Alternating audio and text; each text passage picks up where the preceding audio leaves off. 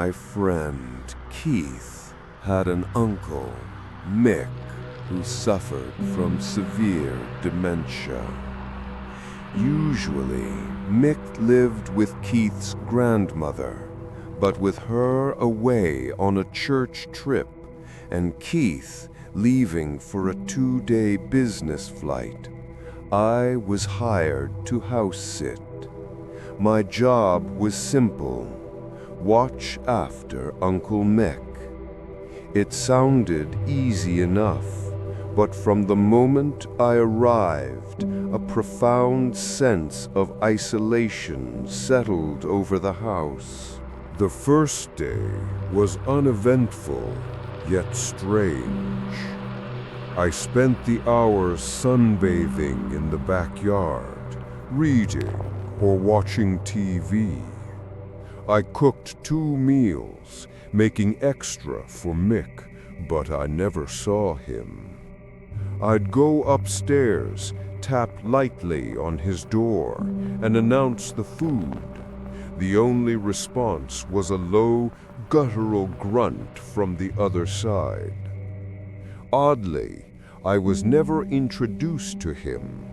Keith assured me Mick knew I was there. That night, I retreated to the spare room, leaving my door slightly cracked to listen. Eventually, I heard it, a door down the hall creaking open, followed by an unsettlingly quick and heavy rush of footsteps moving down the stairs. Moments later, the frantic, heavy steps sprinted back up the stairs, and his door slammed shut. It wasn't just movement. It was an intense, deliberate avoidance, as if I was the ghost in the house. The next day was identical. I cooked, left the food, and went back outside.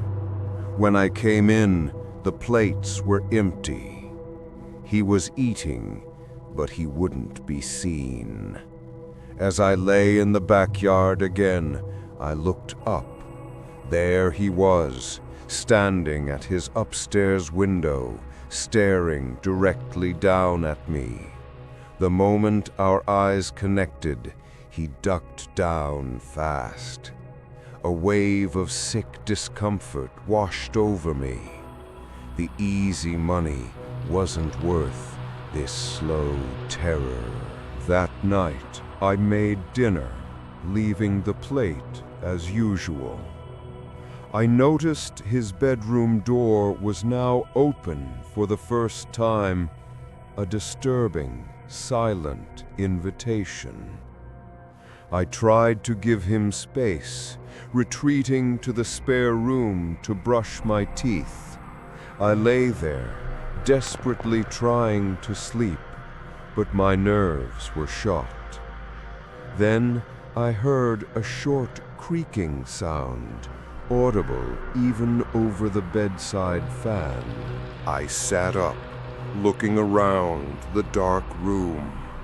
Nothing, but a wave of paranoia was cresting. I lay back down, facing the wall, trying to rationalize the strange noises as my own anxiety. Then, a very faint, dry groan cut through the silence. I turned off the fan to listen. I heard breathing. Slow, shallow, close breathing. I swiveled my head toward the far right corner by the desk. He was there, sitting in the desk chair, turned to face me. I screamed, a primal burst of pure fear. He lunged toward me, a dark shape in the blackness, whispering, "Shh," and clamped his hand over my mouth. In that moment of absolute panic, I thought he was trying to suffocate me. I shoved him off and scrambled for the nearest bathroom, locking the door behind me. His frantic, manic footsteps rushed back to his room, and his door slammed. My heart was a drum against my ribs. I called Keith, who sounded unsettlingly unsurprised. He simply advised me to sleep in the bathroom with the door locked. That phrase confirmed my worst fear. Uncle Mick was potentially dangerous. I slept maybe 3 hours on that cold bathroom tile. I was out the door and waiting in the backyard for Keith at first light.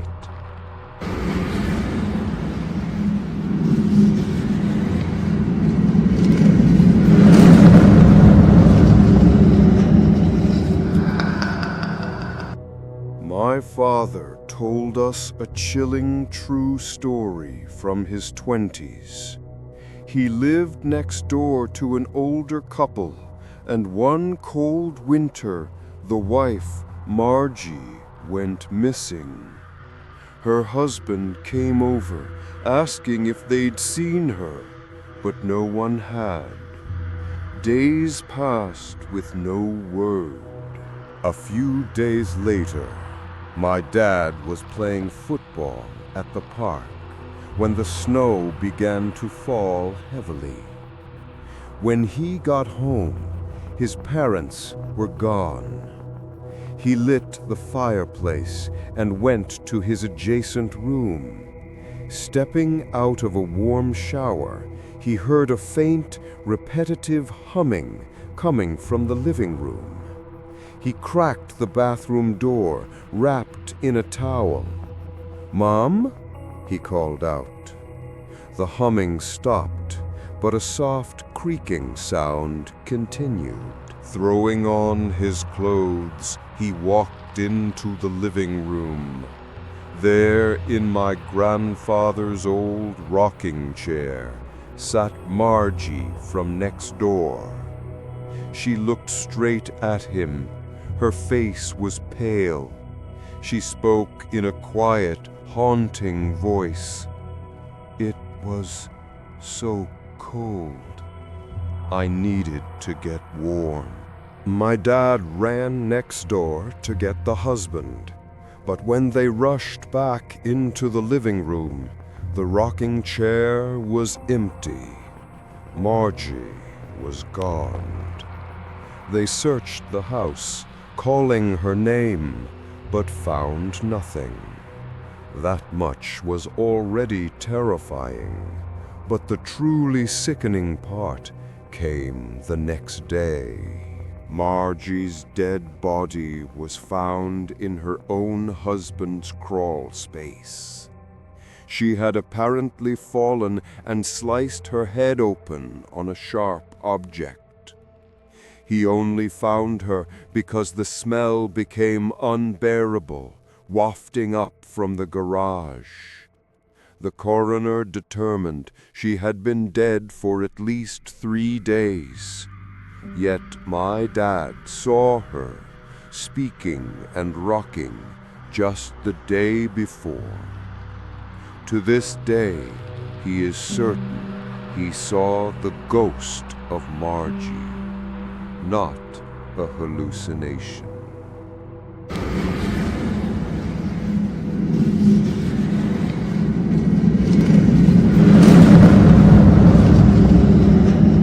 A few months ago, Black Lives Matter protests, mixed with senseless looting and rioting, hit our area. Stores were smashed, cars were vandalized. We heard rumors our town would be targeted next. My family stayed up late that night. We muted the TV when a large group of young men, masked and yelling, paraded down our street. They didn't damage anything, so we went back to the movie. Later, after my parents went to bed, I headed downstairs for a glass of water. As I passed the small stairway to our den, I looked down and saw a large, strange object sitting on the carpet by the window. I walked down and picked it up. It was the window glass itself, carefully broken out of the frame and meticulously taped up, a clear attempt to make the glass shatter easier and quieter. My dad immediately called the police, but the response time was long. 911 lines were overwhelmed. When the police finally arrived, they searched the house, found nothing stolen, and had to leave within 20 minutes due to another call. My dad and I decided to sleep in the den right next to the compromised window. Time crawled. My dad eventually dozed off, but a sudden gust of wind hit my face through the open window frame, jolting me fully awake. No one was outside, but I was certain I heard something from upstairs. Thinking it was my mom, I walked up the half-flight to the kitchen. The noises continued above me. What was above the second floor? The attic. I tiptoed to the upstairs storage room, where the attic door was located. I quietly opened it, revealing the short stairway, and the noises stopped instantly. The silence was deafening, terrifying. I cautiously climbed halfway up the steps to listen. Then I felt it, a sudden, sickening movement in my hair. Someone's fingers began to run through the curls on my head. A deep, coarse cackling sound erupted from above. All my confidence evaporated in a cry for help.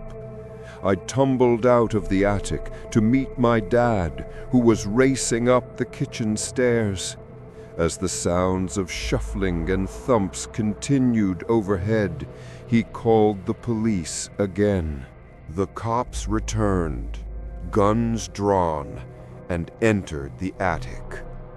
They emerged with a creepy older man wearing a mask.